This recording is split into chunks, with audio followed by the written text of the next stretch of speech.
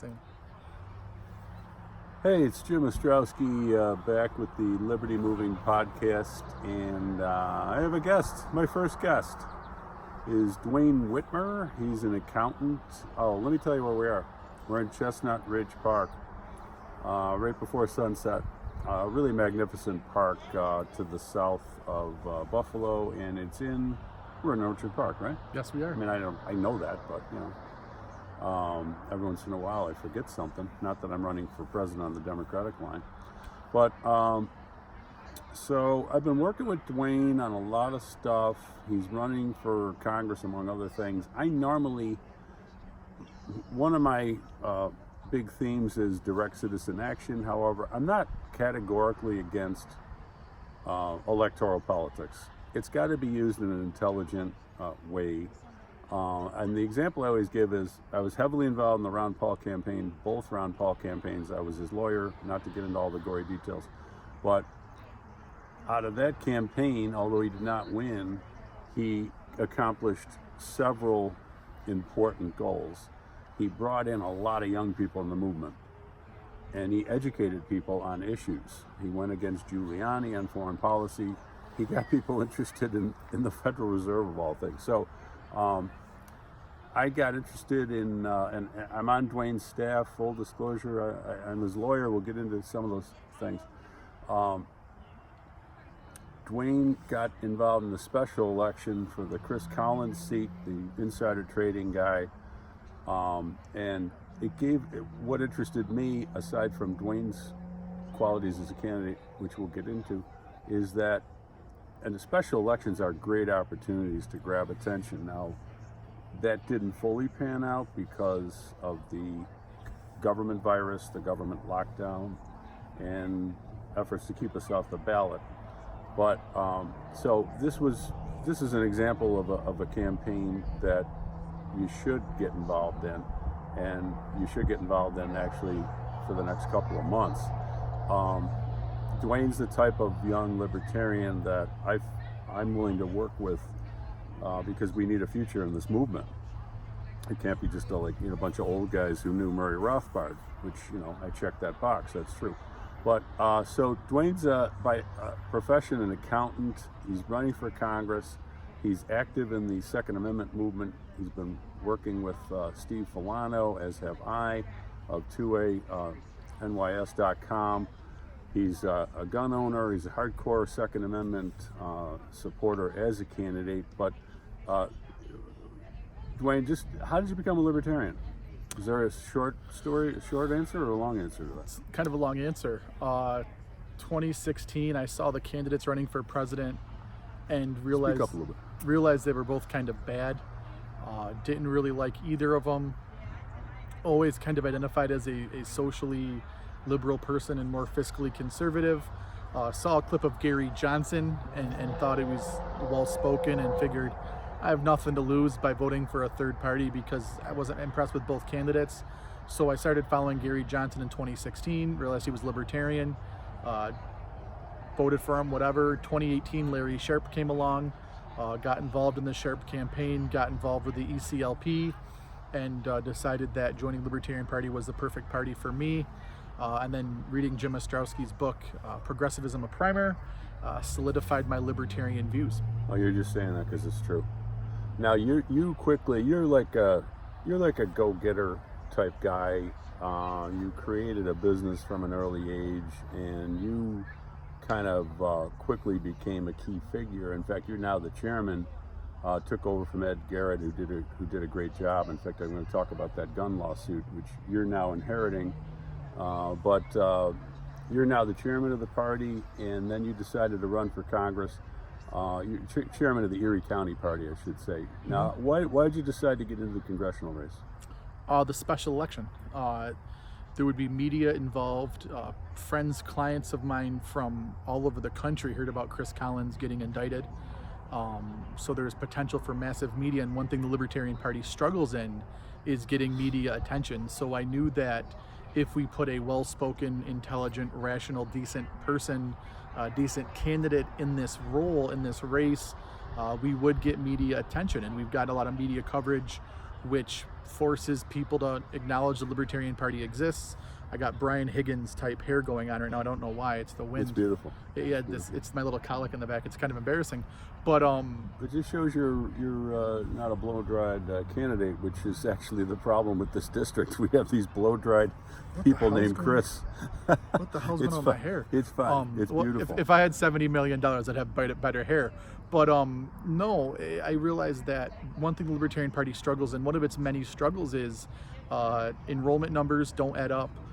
We don't get the money that the big candidates get. We don't have corporate PACs backing us. We don't have a history of being elected. So we have a lot of issues, and one thing is the media. So I figured this was a great grab for us to get a lot of media attention and let people know what the Libertarian Party is. I think a lot of people have a lot of ideologies that line up with the Libertarian Party.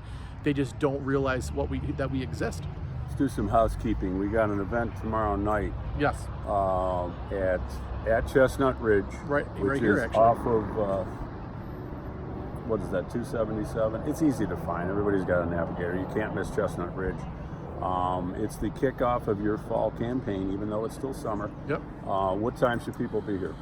6 at the casino, right? Yes. And then we have a shelter. Do you remember the Pavilion number? 2?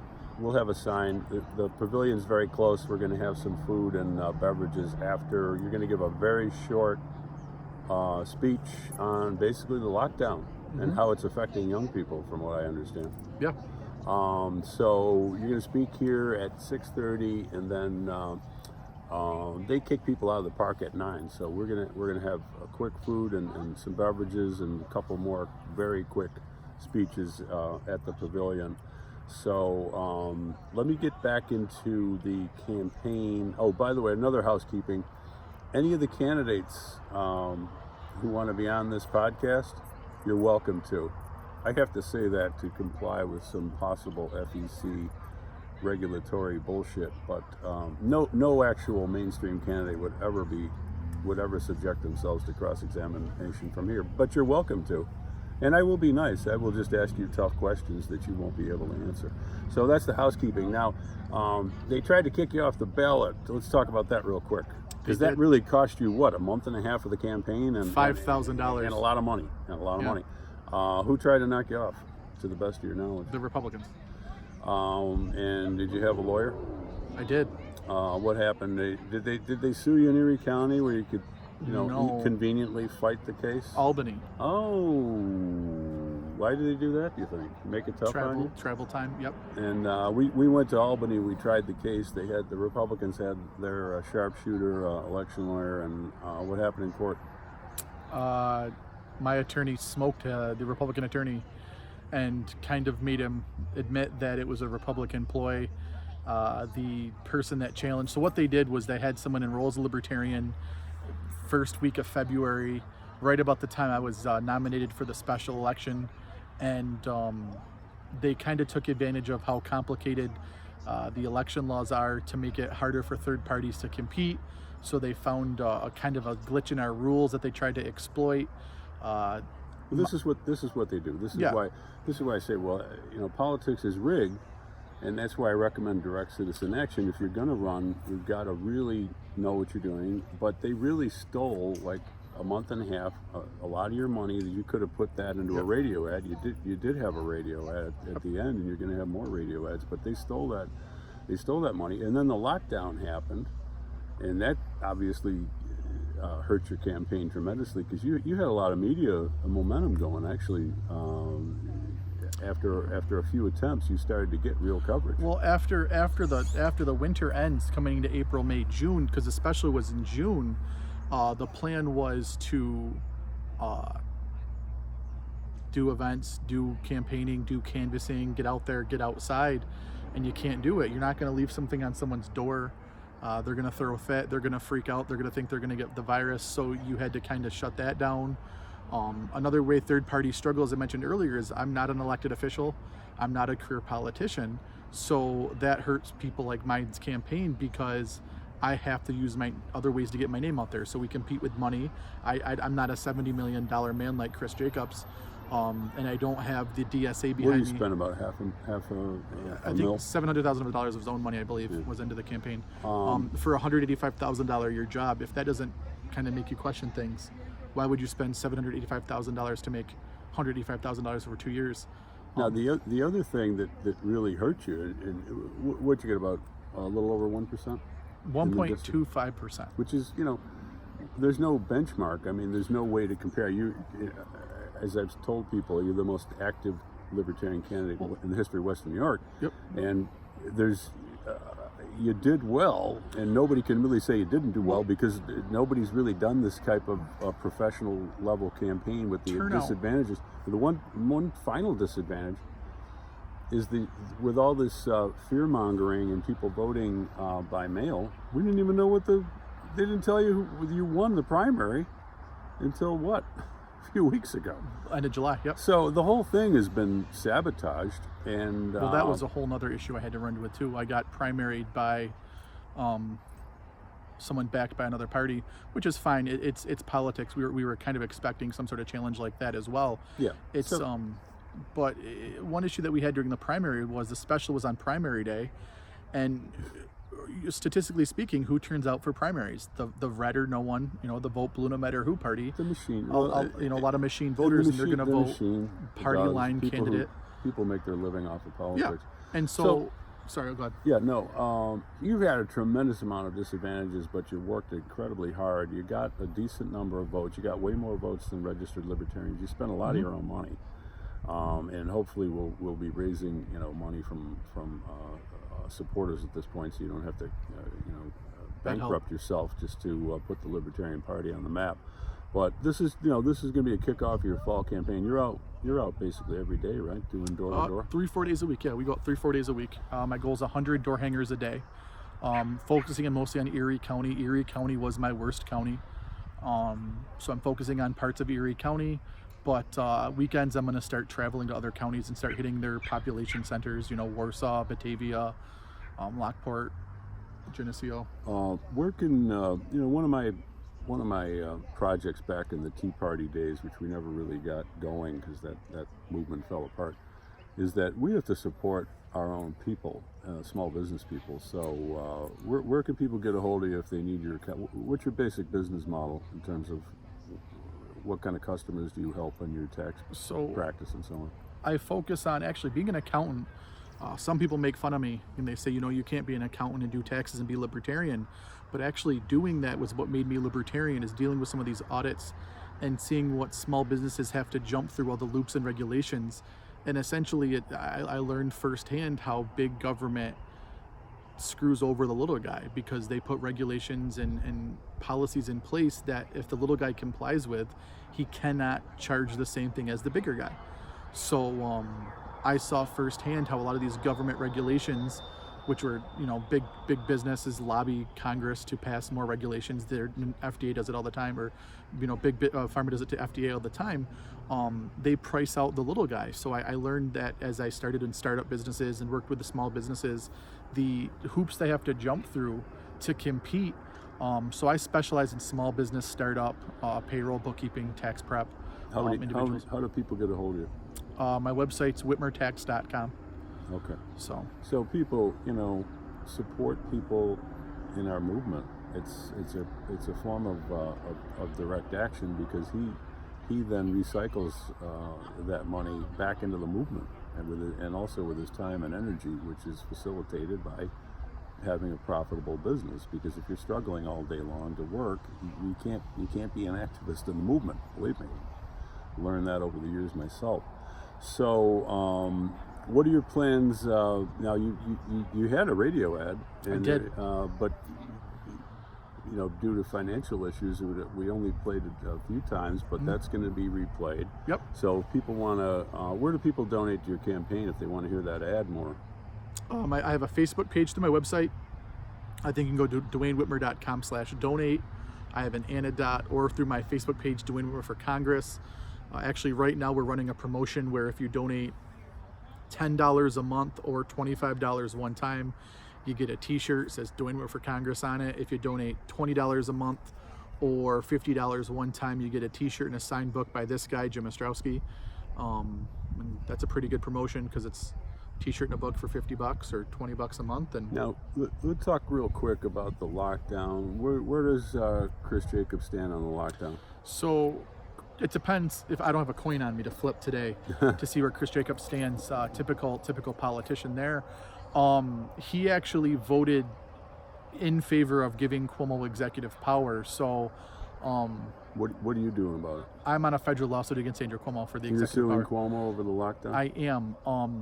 NY27 has a dilemma because when you're forced to wear a mask and you're uncomfortable, when you're complaining about the mask mandates, when you're complaining about sending your children back to school or not sending your children back to school, when you can't go to your favorite business because they shut down because of the shutdown, they can't reopen. When your unemployment runs out, you can thank Chris Jacobs. And NY27 thanked him by giving him a promotion. So he voted to give this lawyer from Manhattan dictatorial power over all the people in West New York. He did. And your lawsuit involves the mask, Yes. closing gun stores, Yes. closing permit offices, Yes. Restricting freedom of speech, Yes. restricting freedom of religion, Yes. and interfering with businesses. There's two businesses, the the firing pin and a barbershop in Ithaca. Yep, I had two issues with the lockdown. Number one, the slippery slope that is giving one man executive power under anything emergency power. If you read it, Andrew Cuomo can declare anything an emergency. He can declare global warming an emergency. He can declare gun violence an emergency. He can declare white supremacy an emergency. He can declare Well, terrorism is in that, and yeah, we all oppose terrorism. But what does terrorism mean? I mean, if they call you a terrorist, now they can regulate or literally take your guns away, put you in jail. This is what we're suing over. In fact, we're filing our brief tomorrow. The judge allowed us to file a 40-page brief. I asked for 50 pages, but I deal with the reality of the situation. And now there's another lawsuit where you're actually ex officio involved, because the pistol permit case, which is now the Second Circuit threw our case out just a few weeks, 10 days ago. The lead party was the Libertarian Party of Erie County. You're now the chairman, and so you're still involved in that. And on that case, we're challenging the pistol permit law, and we're going back to the Second Circuit. We're going to ask the whole court to rule, because we want to see if these 5 judges appointed by Trump are going to back us up on the Second Amendment, which is a key issue for Trump picking judicial nominees. So, and then we're ultimately going to go to the Supreme Court. So you're busy in the courts, you're on the campaign trail, you're helping Steve and I on Second Amendment education. You're getting the Second Amendment workbook around. Is there anything you're not doing for the cause of liberty at this particular time? No. Right now, we're trying to figure out 24/7, 365. We're trying to figure out which plan of attack works best. Right now, the ballot box isn't working the best because money issues, media issues, volunteer issues. Just to put into numbers, there's 289,000 Democrats in Erie County. We just crossed the 1,200 threshold for libertarians, which means we have to work, 250 times harder than the Democrats just to keep pace. Whether it's, let's just play basic numbers. If every Democrat donated $1 to the Democratic County Committee, they're bringing in $300,000. If every Libertarian brings in $1, we get $1,200. So we have an issue with enrollment right now. So that's where my race comes into play. That's where doing a lot of this stuff comes into play, is getting people to understand that we need more than 2 parties. Let's talk about America, land of the free, land of the opportunity, land of the choice. If you go, Jim and I are here at Chestnut Ridge. We're kind of hungry after this. We're going to go get something to eat. I pull up my map. It's not just McDonald's and Burger King. It's not just 2 options. There's many options. There's local. There's chains. There's all these different choices. And when we go to the restaurant, it's not just, hey, you get a fish taco or a chicken sandwich, and that's it. There's more than 2 options. So when we go to vote, which is probably the most important thing we'll ever do, you have reds and blues, and what have they done for us? Never-ending war, never-ending debt. They get richer while we struggle. They pad their pockets, they pad their pensions, they pad their benefits. And then when coronavirus hits, they bail out their friends and donors, and you get a measly $1,200 table scrap. So well, we're coming up in 20 minutes. Let's invite people again to the event tomorrow. And yes. I'm going to have Duane back on the show. a number of times because one of the things I'm trying to do is I've been in the movement for 41 years and trying to pass the torch to younger activists and who really get the concept of direct action and are willing to work hard, put their resources, name, reputation on the line. So, what time should people be at Chestnut Ridge tomorrow for your party and your speech? I would say get here around 6 o'clock. There'll be a couple signs that'll say Duane Whitmer for Congress. You can see them. You'll see me at the pavilion. Speech is at 6:30, so that lets people get in, get settled. Bring your own chair if you want a chair. It's a short speech, 10 minutes, but if you want a chair, bring a chair. And then afterwards, we're heading down to Pavilion 2 for hot dogs, hamburgers, Coke, water. It's a free event, but if people want to make a contribution, obviously you can accept that. Up to $2,800 per person. Okay, so over and out. This has been Duane Whitmer and Jim Ostrowski. Again, all other candidates for this office are welcome. Fat chance you'll have the guts to show up, but open invitation anytime. I'll treat you very civilly. And over and out from Chestnut Ridge Park and Orchard Park, south of Buffalo, for the Liberty Moving podcast.